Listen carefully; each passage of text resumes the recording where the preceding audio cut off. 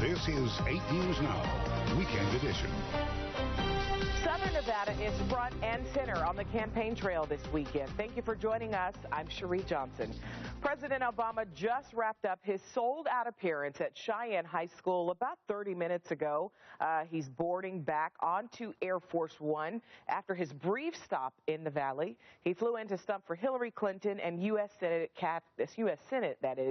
candidate Catherine Cortez Masto. And we are tracking his visit with team coverage. Brittany Edney has been talking to the massive overflow crowds gathered outside. But first, let's send it back over to Patrick Walker with a breakdown of the president's speech. Patrick?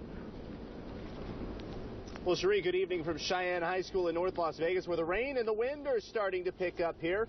Just as President Obama left, he spent equal time this evening campaigning for both Catherine Cortez Masto, of course, running for Harry Reid's U.S. Senate seat, and for Hillary Clinton, Donald Trump's opponent in the presidential race. Obama praised Cortez Masto for her efforts as Nevada's Attorney General and for being one of the first AGs to go after the banks during the housing crisis.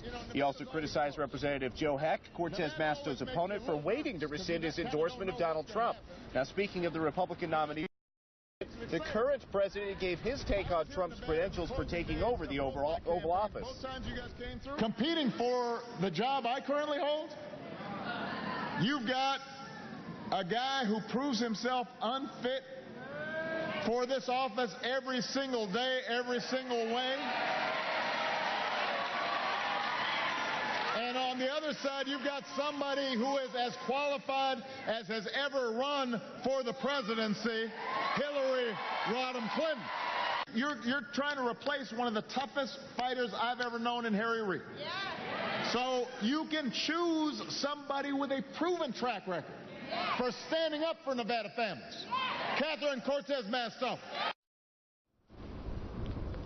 Well, the president spoke for nearly 40 minutes before departing from McCarran Airport at Air Force One. The whole speech is on our website at LasVegasNow.com. President, by the way, will be going to San Diego, landing here in a short time for another event this evening. Now, this event tonight was a sold-out event. A lot of tickets were given out and a lot of people showing up, but that also means a lot of people did not get in. Let's bring in Brittany Edney, who has been speaking with a lot of the people here outside, and unfortunately for, it sounds like a couple thousand people that wanted to see the president, they didn't get to.